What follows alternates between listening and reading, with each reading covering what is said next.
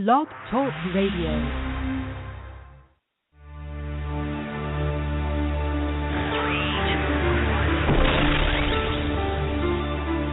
So thou, O son of man, I have set thee a watchman unto the house of Israel. Therefore, thou shalt hear the word of my mouth, and warn them from me.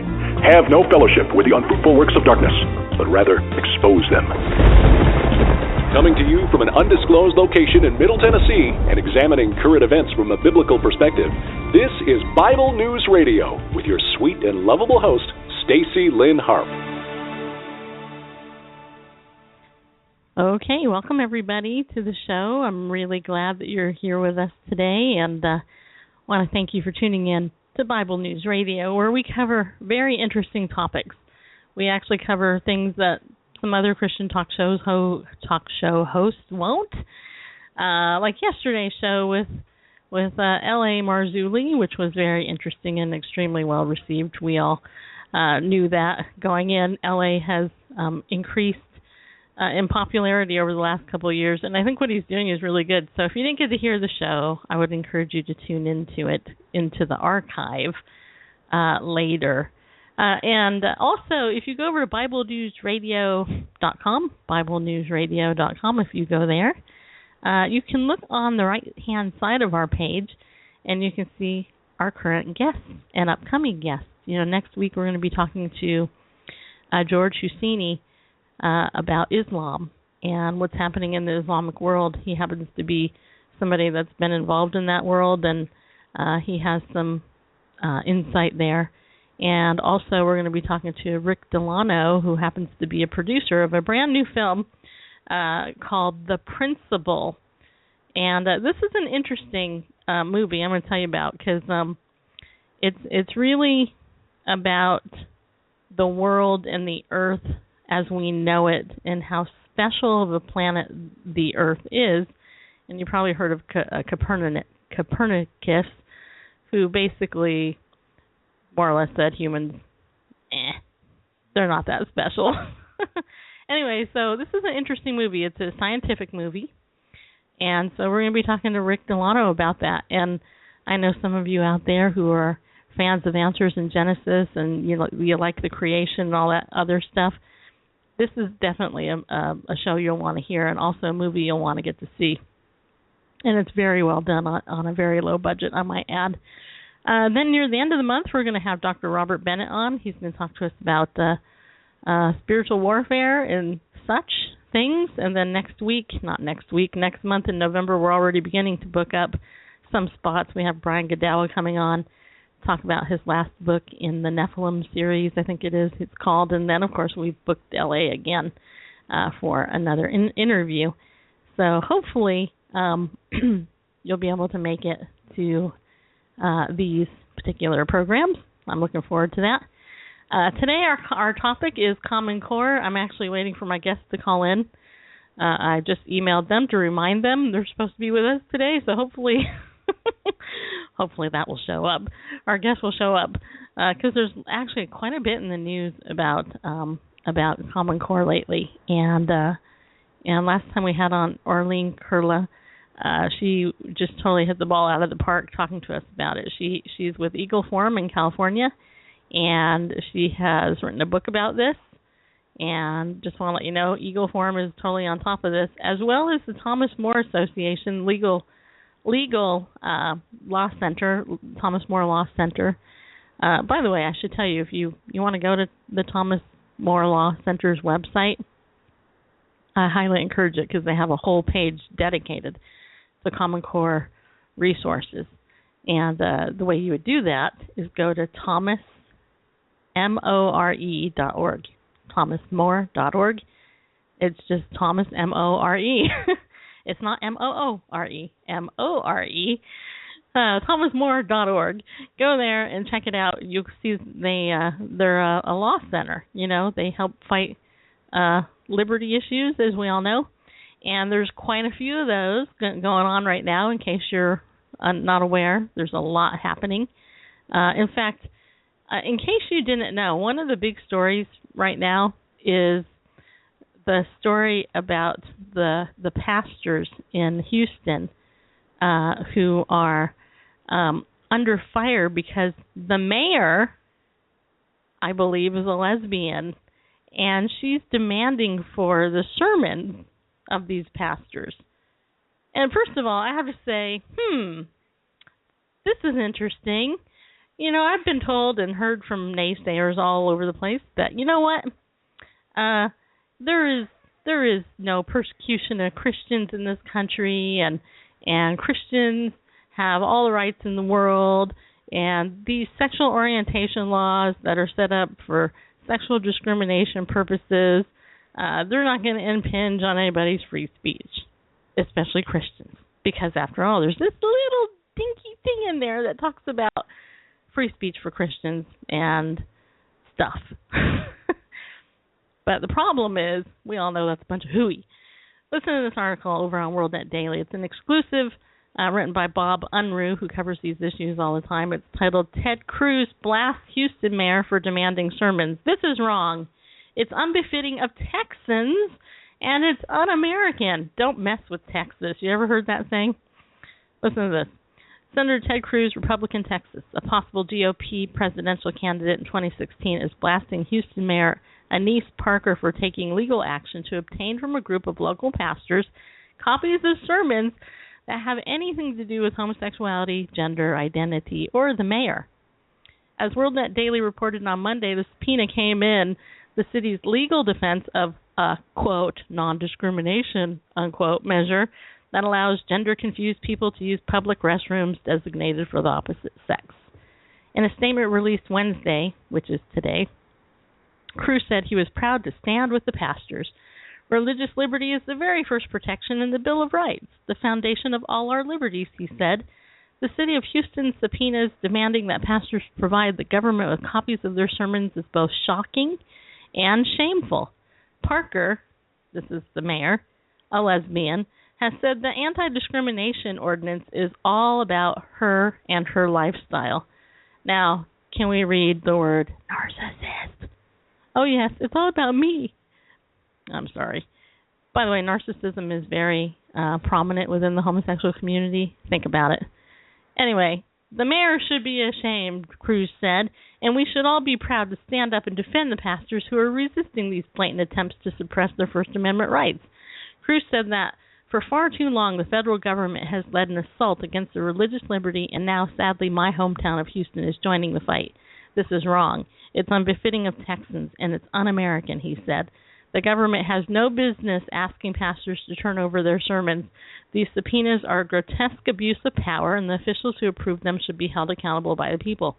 I just have to say, I was reading some comments about this on Facebook, and one of the things that I read was somebody made a comment in reference to this. They said, can't she get them off YouTube like everybody else? Can't she go to the church's website and download the sermons like everybody else? Why do these people have to hand them in? You know, I mean, come on. Anyway, let me continue with the article. It says here, the lawsuit challenging Houston's measure alleges the city violated its own charter in the adoption of the Equal Rights Ordinance, which in May designated homosexuals and transgender persons as a protected class, i.e. special rights. Critics say the measure effectively enables sexual predators who dress as women to enter female public bathrooms, locker rooms, and shower facilities. A coalition of activists that includes area pastors filed suit August 6th against the city and Parker, remember this is the lesbian mayor, after officials announced the voter petition to repeal the measure didn't have enough signatures to qualify for the election ballot.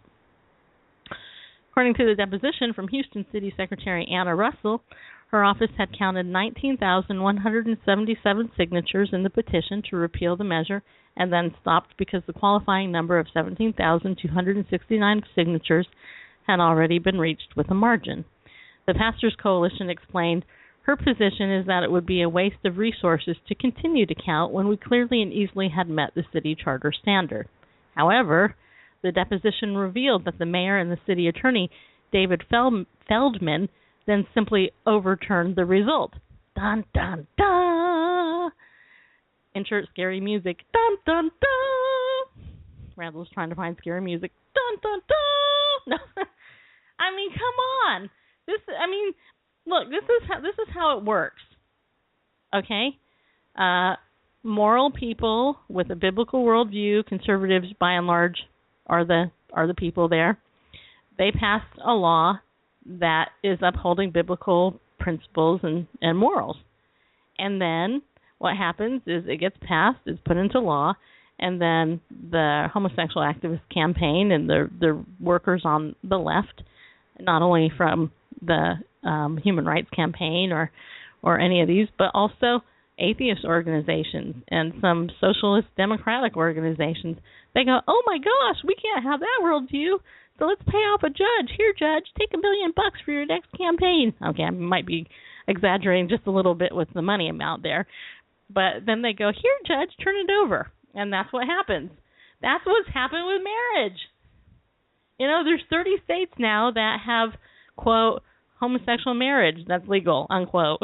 And it's not because those states voted by and large for it. It's because the judges have overturned the will of the people in most of those states. That is their goal.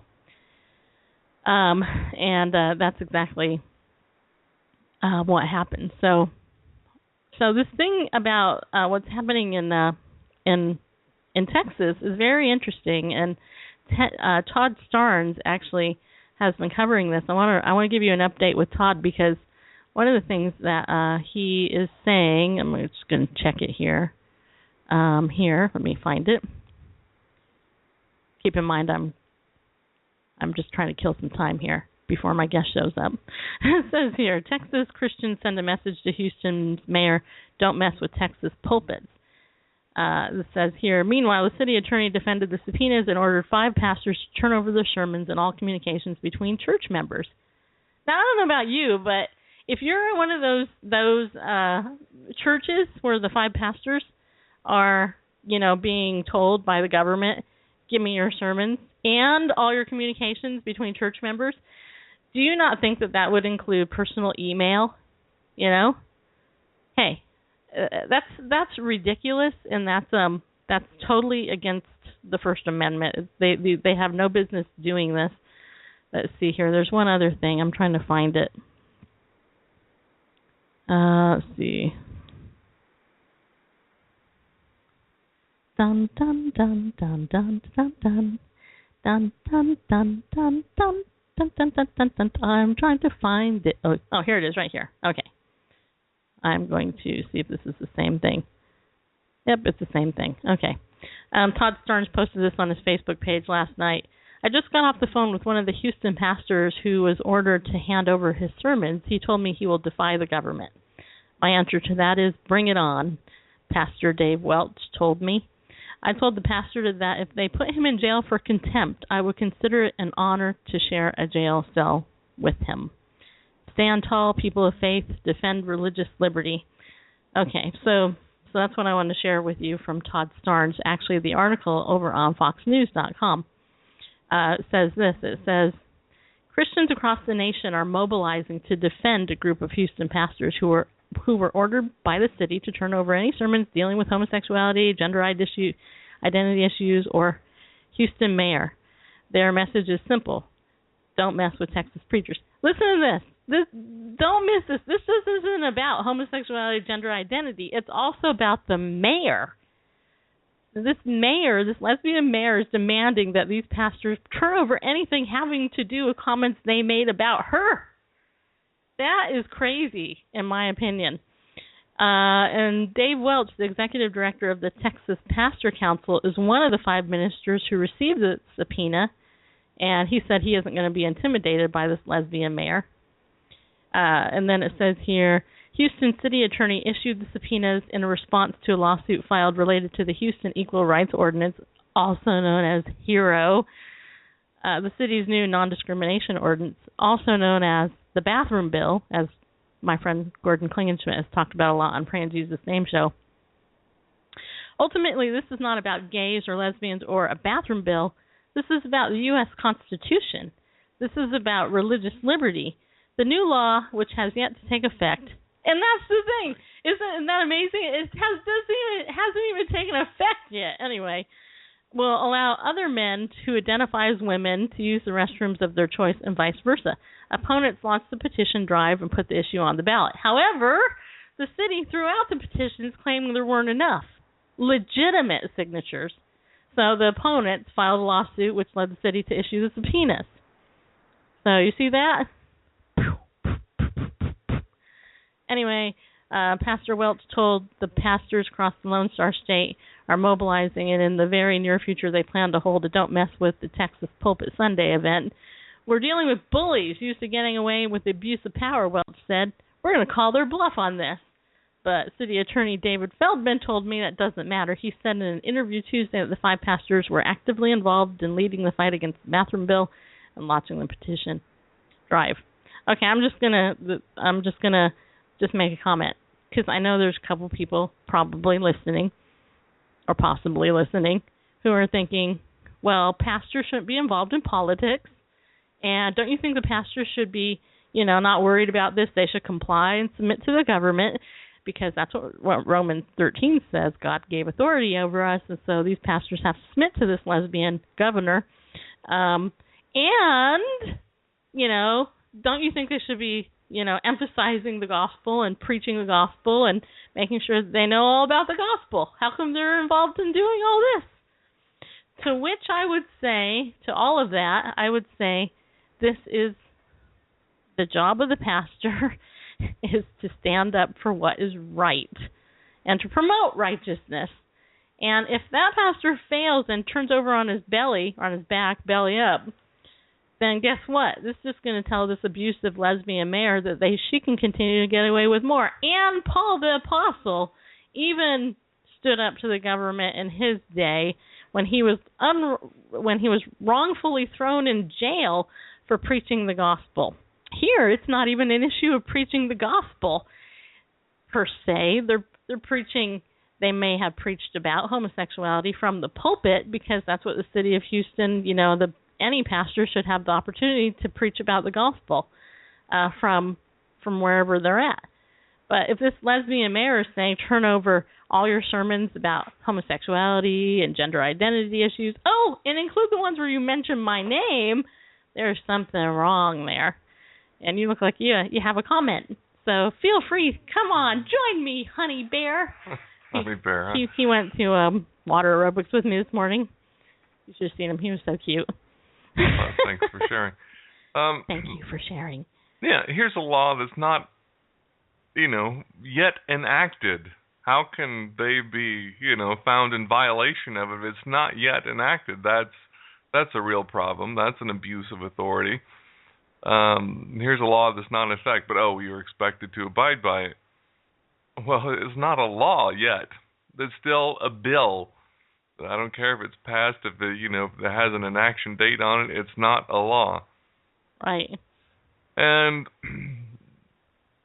yeah, I would, maybe I might comply by sending every sermon. Start dropping off CDs of all the sermons or DVDs and invitations to services and invitations to, hey, thank you for the interest in our congregation. Here's a Bible study this week. Come on, we're having a revival here. Feel free to come along. And the fact that it's any sermons mentioning her, that's just out of bounds. That shows it for what it is.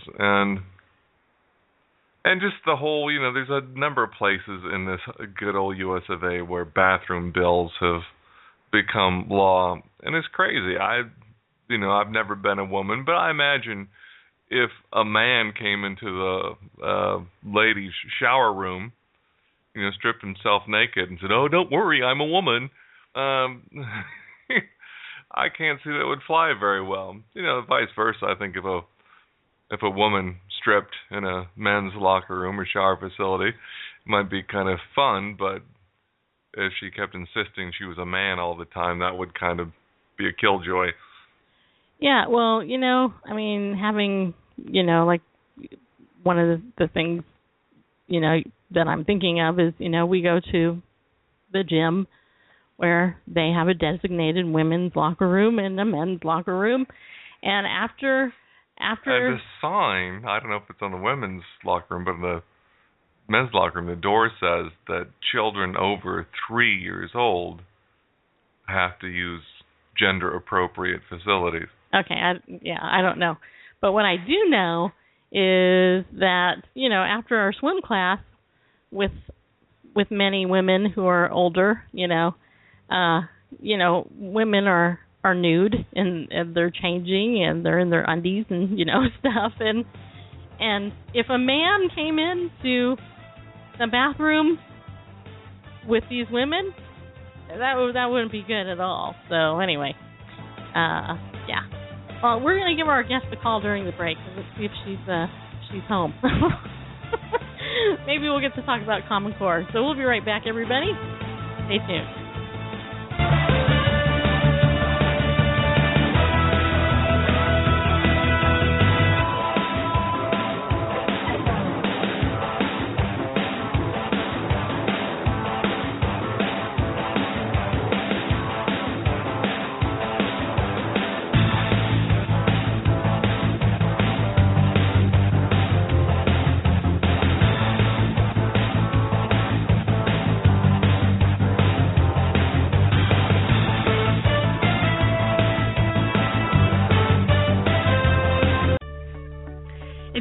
For help to sort through biblical truth versus man's tradition, I would like to tell you about the Quest for Truth virtual conference being held November 8th and 9th, designed to help you decode the end times and provide answers to your questions. The great thing about this conference is that it's a virtual conference, which means you don't have to travel. You can watch it from the comfort of your own home, and you can even invite as many friends and family to your place as you want. So get the popcorn ready, everybody. And pass the butter, please. When you register before October 24th, you will automatically receive over $100 worth of speakers' resources and also a lifetime replay access to all of the conference speakers' presentations. In fact, this is not only going to be 2 days, but there will be 8 experts, and this will be an interactive virtual conference where you can interact right there with the speakers. So how do you join? How do you sign up? Go to the letter Q, the number 4, the letter T, conference.com. That's www.theq4tconference.com. After you do that, go over to Facebook and like the Quest for Truth conference page. Hope to see you there.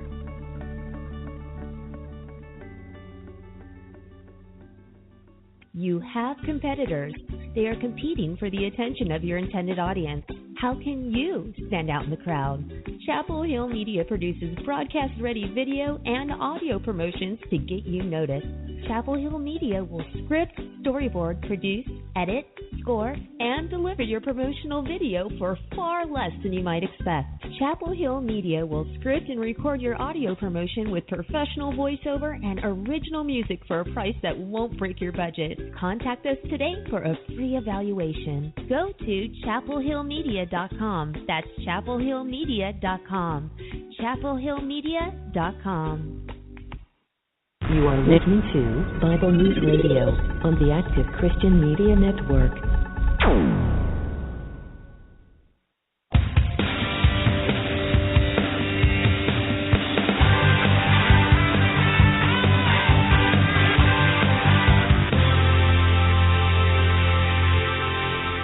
Okay, welcome back, everybody. I want to let you know that for some reason our guest is not available today. I'm not sure why. We called in the lines busy. So maybe they didn't have it on their calendar, but that's okay. We'll get her back on the show. So after the show, we are going to change the title of this to Houston Pastors are ordered to hand over their sermons to the lesbian mayor of that town, which is really amazing to me. It's very, very amazing. And what we're going to do is we're going to talk more about news. In fact, actually earlier this week, no, you know what, I'll do this tomorrow. Tomorrow I'm going to play you the audio from Nagma Abedini's presentation that she gave over the weekend at True Women. You're going to love that. It's going to be great. But anyway, let me tell you, there's other things in the news definitely worth talking about. In fact, one of the things I talked about this morning, I didn't really talk about it a whole lot on our morning devotion and prayer, which, by the way, I want to thank you for attending it, those of you who do, all 5 of you. But by the way, I'm changing the time to 7:30 because 7 o'clock. You know, when you roll out of bed at 6:45, it's a little too early. It's like, oh my gosh. But anyway, so one of the things I talked about this morning on that, when we were having our prayer time, is, and by the way, if you missed that, go over to StaceyLynnHarp.com. You can watch it later. Is that there is a second Ebola patient who has been diagnosed in the Houston area. So that's not a good thing, you know. And yet yesterday, L.A. Marzulli made a really interesting point by talking about how, you know, he felt that this was kind of like a wag the dog thing, like, hey, everybody, look over here. Watch this hand while this hand over here, you know, is going to war. Or where ISIL conquers Baghdad, takes Baghdad, has their airport and a bunch of military, you know, an increase in weapons, etc., and, you know, be exporting ISIL terrorists all throughout the world. Yeah, as you said, it just seems to be intentional to, you know, have Baghdad fall, or at least these other places fall, for them to take over Iraq. You know, when I think back to Operation Iraqi Freedom and all that, kind of makes me wonder if the whole thing was to basically upset Saddam Hussein's regime, not because he was an evildoer, which he was, and it was a repressive regime, but to do away with any defenses that would allow a group like ISIL to come in and conquer the region. Yes. Well, if you listen to some of the other people that I listen to, you know, like I used to listen to Stan Monteith and listen to other people who are kind of on the, well, they're considered more fringy conspiracy shows, but actually they're really not, because if you actually listen to them, oh my gosh, and then you follow what they're talking about, it's like, SpaghettiOs, there's stuff there that you don't even you know about, because the media intentionally spikes it. And you know, one of the areas that they do spike is Christian persecution area. In fact, that's what it was. I was trying to find it. The other article I mentioned this morning it's on WorldNet Daily, and I'm trying to find it right now. Okay, I would have had this all planned if I thought I was going to do news today, but this is what I get for not double planning. Okay. But it has to do with ISIS being, Christians being the number one target of ISIL. I think that's what it is. Dead air.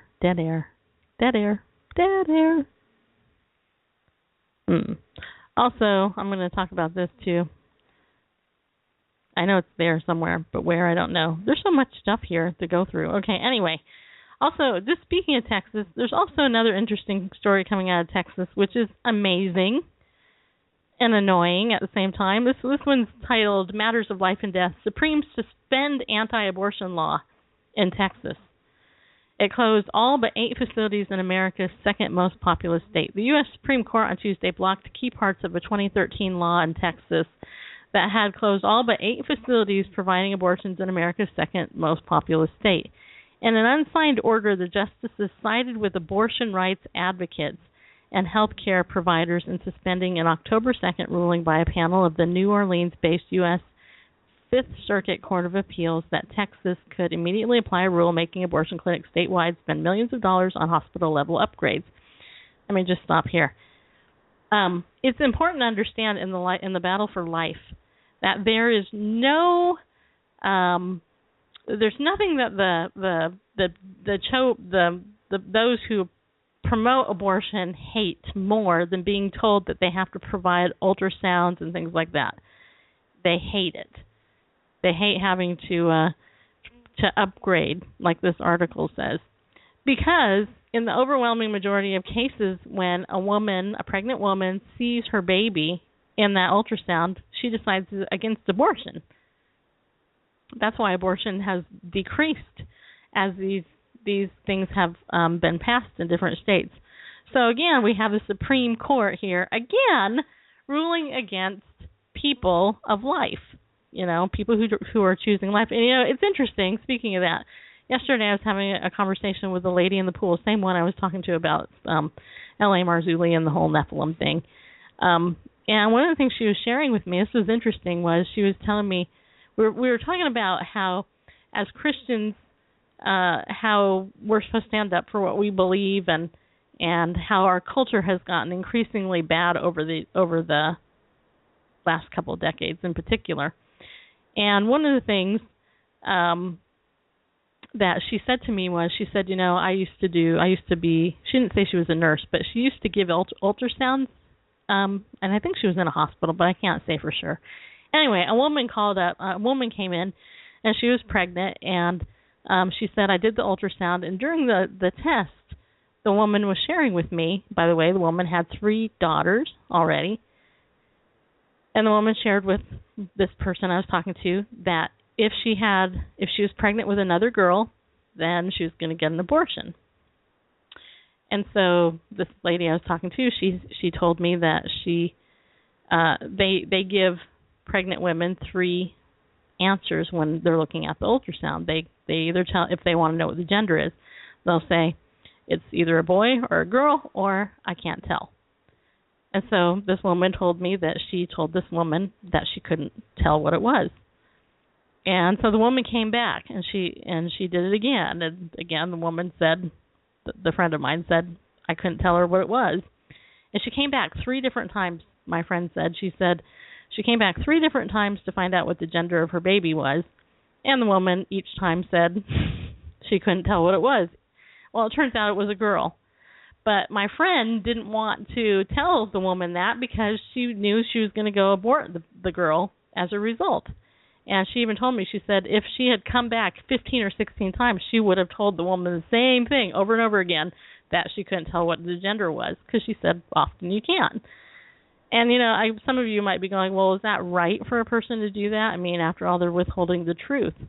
But if you knew the consequences was going to be for that baby to be murdered, what would you do? So anyway, she was telling me she went to her supervisor and explained the situation, and they basically referred the woman out. And then she went on to tell me that this happened years ago. So this wasn't even something that happened a year or 2 ago. It was a number of years ago, which just goes to show you women of faith, or people of faith, in the industries where life and trying to think of the right word, where life and morality and where health are being taught and promoted, whether it's your therapy field or whatever, they are being pushed and bullied by these unrighteous laws that are saying, you know what, you have to kill, you have to do this, you can't give a homosexual therapy who wants it.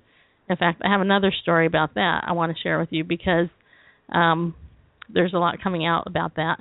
It might take me a minute to find it, but I'm going to try to find it, because it was really good when I read the article, and very poignant. So what do you have? You have thoughts, Randall, on what I just said? Well,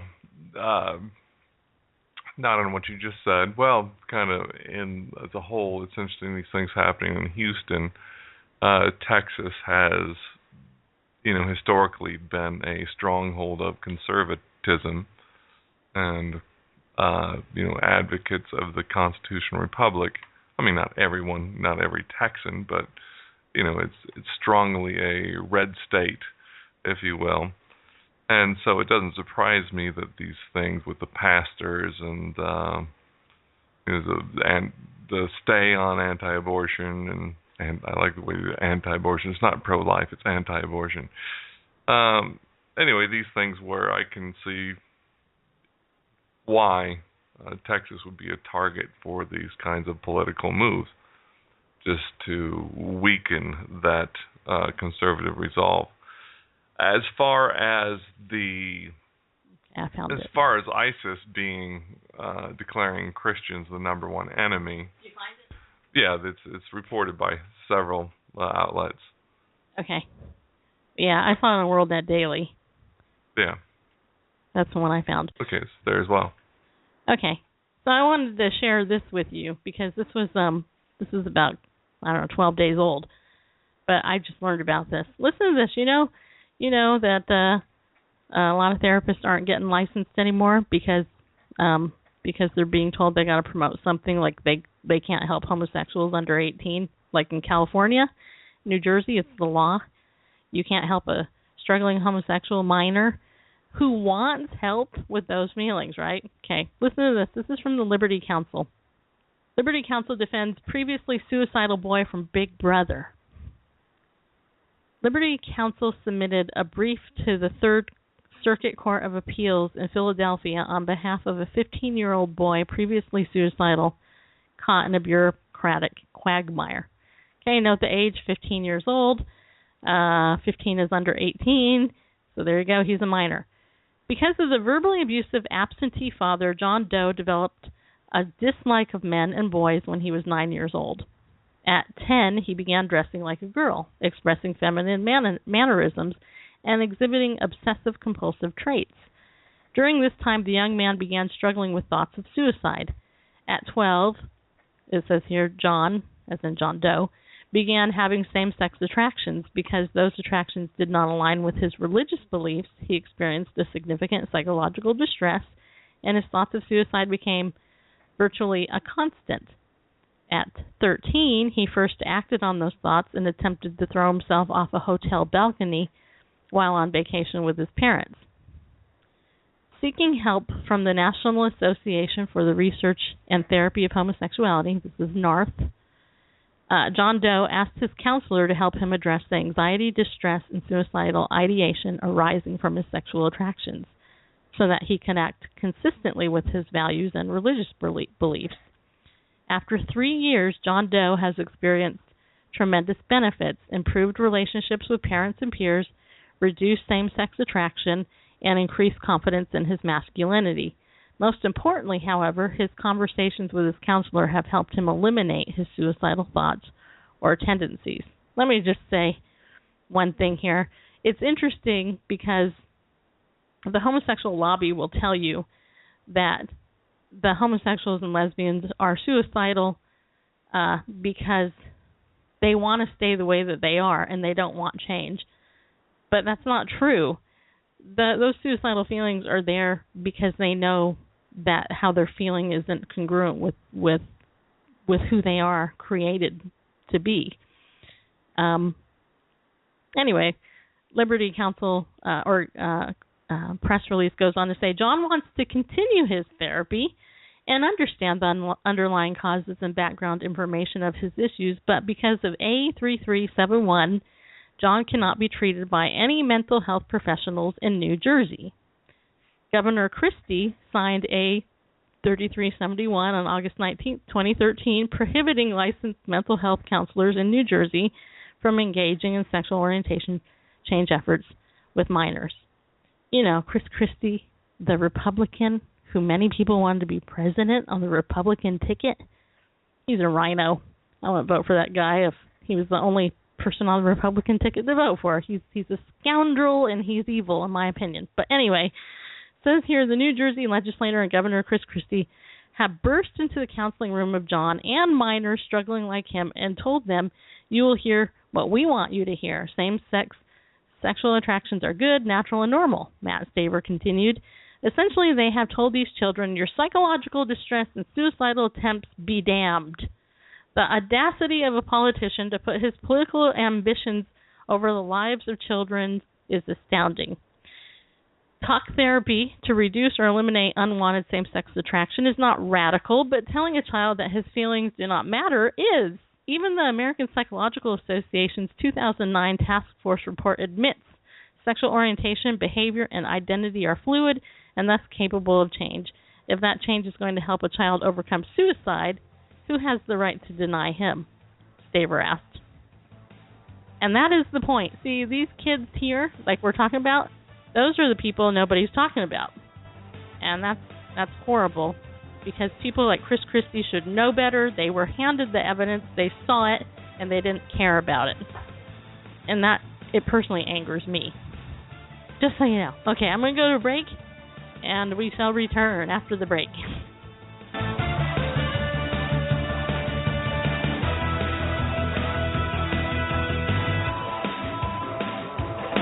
Hi everyone, today I want to tell you about Spark Naturals Essential Oils. I recently became an affiliate with Spark Naturals, and I want to let you know, if you go to sparknaturals.com and enter the coupon code JOHN316, you'll save 10% on your order every single day.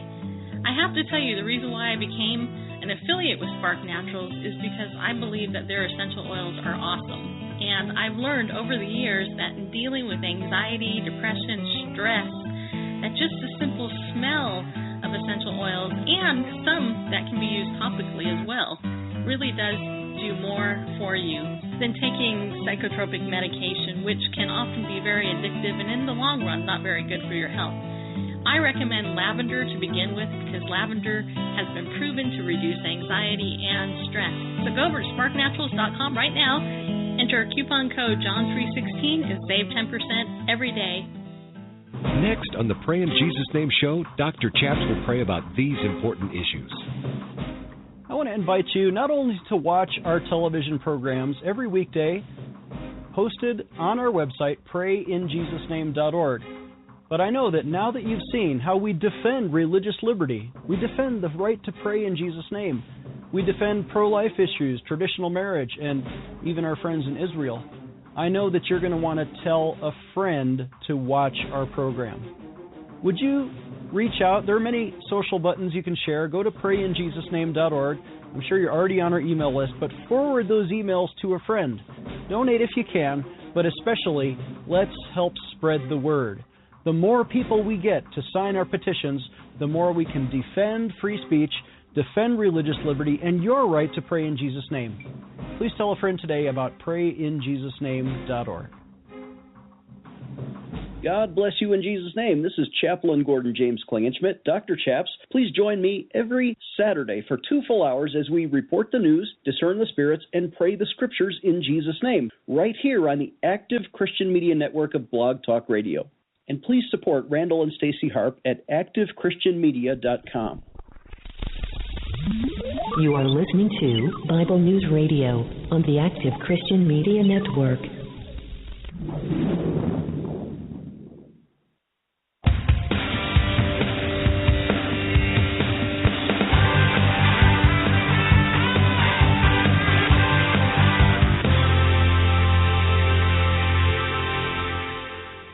Okay, welcome back, everybody, and all you people in the chat room. I know so many of you are here because you just want to hear about things from a biblical worldview, don't you? Or wait, are you trolling us today? That is the question. I know somebody asked earlier if we actually take questions, if you want to call in. You know what? I'm open. If you want to call in and you want to ask a serious question, you know, something having to do with the news of the day, any story is fine. I'm more than happy to take your call. However, if your plan is to call and play rude music or to cuss or anything like that, you may as well forget it, because I'll hang up on you. Just so you know. All right. So there's another story. I'm trying to find it. It was about how a couple of people have been, Christians have been demanded to I'm trying to think of the word, to go to basically, the word isn't concentration camp training. They've been told that they're supposed to go and get training because they don't approve of homosexuality, and so they're told that they have to go and get tolerance training or something to that effect. And there was an article. I'm trying to find it, but like I said, I didn't prepare for this. I thought I had a guest this hour. But anyway, I read somewhere that one of the people who was demanded that they have to do this, they were actually told what they actually said was that they felt sexually harassed by having to go to indoctrination training.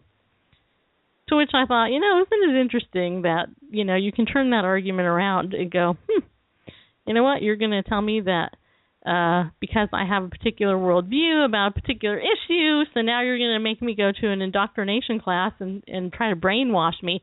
And I'll tell you something. Here's the truth. The truth, the whole truth, and nothing but the truth. The truth is that there is intentional brainwashing going on. That is the truth. And I'll tell you how I know. Because I actually went to the conferences where they were teaching people this. I'm a therapist by training, and so I've gone to a couple different conferences for homosexuals and the indoctrination in the public schools, specifically how to make your counseling office homosexual friendly and put the rainbow on your door, put the poster that says it's a safe atmosphere here. I'm not kidding you. I wish I was, but I'm not. And churches, right now, one of the big debates within the Catholic Church is how the Catholic Church now is deciding, you know what, I think that we're going to approve of homosexuality now. Who cares what the Bible has to say? Not that a lot of Catholics care what the Bible has to say anyway, but there's all this different indoctrination going on, and it's very obvious if you look at what's happening in the news. But I thought, it's interesting. Somebody's saying, yep, I'm feeling sexually harassed because I'm being forced to go into this thing here where they're telling me that I have to approve of homosexuality, like that's a good thing. And I thought, yeah. But, okay, so the question is, how is that person being received, though, when they say that? Is it being accepted like, oh, yeah, we understand your feelings, the feeling sexually harassed? No, of course not. Nah, we can't do that, can we? Nah. Not even close. By the way, there's another article over here I had on the Christian Compost, which I have to tell you, I thought this was interesting, speaking of pastors. While on the one hand, you have some pastors preaching from the Word of God, which I'm very thankful for. On another hand, you have a pastor here who decided that he was going to have sexual relations with church members while being while having AIDS, basically. So now, according to the Christian Post, the deacons are filing a lawsuit against this AIDS-infected pastor after he admitted to having sex with church members, abusing drugs, and stealing. Apparently he stole and did drugs as well. I wonder if he was a friend of Ted Haggard's. Anyway, it says here, an Alabama congregation filed a lawsuit against their pastor after he confessed to abusing drugs, misusing funds, and having sex with women of the church while he had AIDS. The Board of Deacons at Shiloh Missionary Baptist Church in Montgomery, Alabama, filed a suit against Juan McFarland after he refused to step down from his role as senior pastor, despite the congregation voting 80-2 to oust him. Of course, my question would be, who were the two that didn't want him ousted? And then I would kick those two out as well. Can you believe that? Okay, so 82 people voted, and 80 said, yes, we want this AIDS-infected fornicator, adulterer, whatever, a drug abuser, thief, to be cast out as senior pastor. Dun, dun, dun. But then there was 2 people who said, no, we want him to continue to be our pastor. I'm just Who curious. are we to judge? Judge not, and you shall not be judged. I'm just curious who the heck the 2 were. Who were those 2? Because you know what? The rest of those 80 people, I'd be like ganging up on those 2 and saying, you guys, you need to go. Anyway, it says here the defendant, Juan McFarland, attempted to change the bylaws and constitution of Shiloh Missionary Baptist Church by deception in an attempt to prevent the Shiloh Missionary Baptist Church from terminating him as pastor. In the event, the church members discovered his debauchery, sinfulness, hedonism, sexual misconduct, dishonesty, thievery, and rejection of the 10 Commandments, the lawsuit states. In addition, the church, whose majority of members have decided to leave altogether, yay, are suing McFarland's ally and church member Mark Anthony Peacock Peacock told the deacons that if they showed up to attend services again, he would invoke the castle doctrine. According to court documents obtained by the Christian Post, the term refers to acting in self-defense by shooting. Oh, my gosh. It says here, the vast majority of the members of Shiloh Missionary Baptist Church are afraid to go to church for fear of the violence, the lawsuit states. The suit also claims McFarland and Peacock changed the locks on the doors of the church and changed the names on the church's bank account. The lawsuit asked the court to keep McFarland from acting as pastor of the church and Peacock from acting in an official capacity. You know what I think? I think these guys should probably get a TV, a show on TBN or something. Yeah. On the Daystar Network or God TV. By the way, did you know that the Rory guy, one of the hosts on God TV, ended up stepping out of his position as the Big Cheese, putting his wife into the position of Big Cheese because he committed adultery or something? Or something. You don't know, or? I don't know. I mean, it's sad. It's completely sad and unwarranted that these pastors, there should be a show called Pastors Behaving Badly. And we could have Tug and Grover, walk along and go, hey, should we knock over a trash can? Today when we came home from the pool, me and Randall went together, and we came home and the dogs had tipped over our trash can again. And it was so funny. When they greeted us, they were like, woof, woof, woof, woof, woof, woof. This is awesome. This is the greatest thing since sliced bread. Woof, woof, you're here. We love you. Woof, woof, woof, woof, woof. And everything was great until we walked into the kitchen area, and I looked left, and there it was. Trash all over the floor. And what you have to understand is the trash can, I intentionally put it in a corner where it was boxed in. So I didn't think that he could get it, because what he's been doing is knocking it over. But the little scoundrel got it anyway. So then I looked at them both, and I said, no. No. I cannot believe you guys did this. No. And Grover went, and he ran and jumped on the furniture with his tail wagging. Sorry, Mama. And Tug just sat there like, I did it again. What are you going to do about it, huh? You're sweet and loving, and I know you're not going to do anything about it. Nah, nah, nah, nah, nah. And so I told Randall, I said, Randall, come here. Look at this. So Randall came over, and he looked. And, the funny thing is we both kind of think it's a little bit funny. So it's kind of hard not to laugh while you're disciplining these cute little furry faces. But the problem is that they can't keep doing this. So we actually have a crate that's supposed to show up today. Tug's going to get thrown in that from now on when we leave. And then, if the trash can is tipped over, then we'll know Grover did it. But he's never done that. So, but anyway, Tug has something coming. He'll be going to crate jail in the future. Just so you know. So, do you have a story? I was just reading David Robertson's analysis of Rory Alex' moral failure. There's the UPS guy now. Yay, the crate is here. Anyway, he makes a good point. This is on Christianity Today, his article. And he says, I'm not surprised at all by Rory's indiscretion, nor by the continual account of Christian CEOs or celebrity megapastors being caught with either their hand in the till or their bodies in another's bed. Why? Because whenever I watched God TV, what comes across to me is that it is primarily about money and power. And when you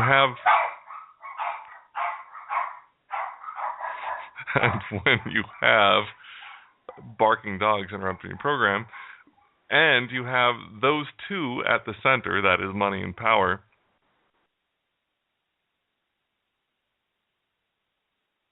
sex. Yeah, I think he's right. The troubling part is not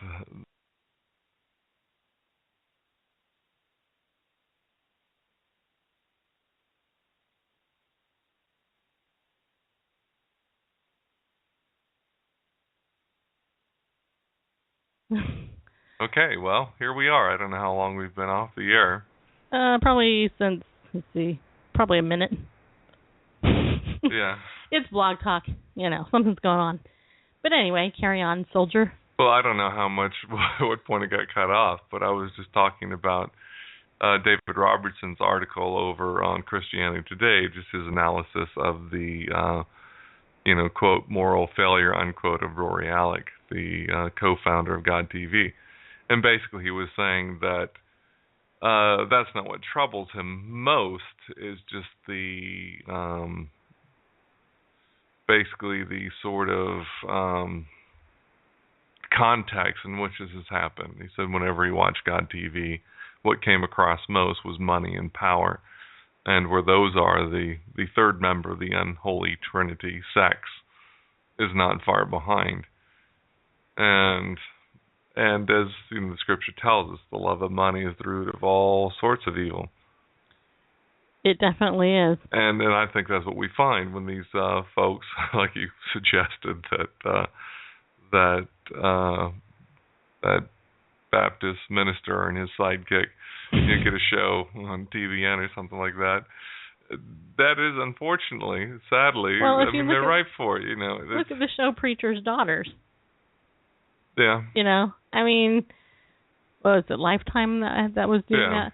I don't know if they're still doing it, but I stopped watching it because one of the daughters looked like a slut in one of the episodes. In the first episode of season 2, in fact, that's what it was. Yeah. And, I hate to say it, but she did. She literally pulled her shorts down where she was nude. And then, of course, they blurred it out. This was after she got drunk. Yeah. So it's kind of the proverbial pastor's kid rebels. But when it comes to pastors and teachers, where the emphasis is on money and power, there's something rotten there. Let me share an email I just got. This is from the Faith-Driven Consumers, I think, in case you didn't know. Apparently, there was an hour ago, the Faith-Driven Consumers launched the hashtag Houston We Have a Problem campaign. You can go to HoustonProblem.com. And apparently within the first couple of hours, or the first hour, they hit 2,000 petition signatures. Now they're writing to let us know that Twitter has blocked the website, apparently. Probably calling it spam, because we don't like you. So here's what I would do. Hey, if you're on Twitter, use the hashtag Houston We've Got a Problem. Houston We Have a Problem. Hashtag Houston We Have a Problem. And then the link to HoustonProblem.com, HoustonProblem.com, and see if your tweet goes through. I'm going to do it on all 10 of my accounts. We'll see what happens. Also, Johnny Erickson Tata. She is the world's oldest, or one of the world's oldest, quadriplegics, and today is her 65th birthday. Woohoo!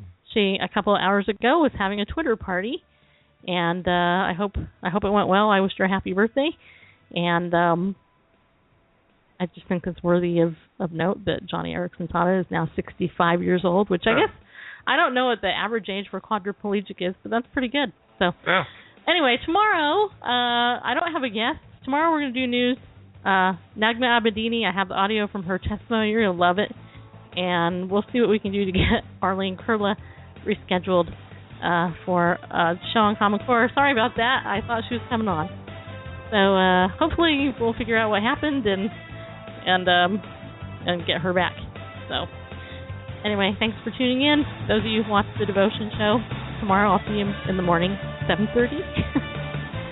Give myself some more time to sleep. Okay, see you later.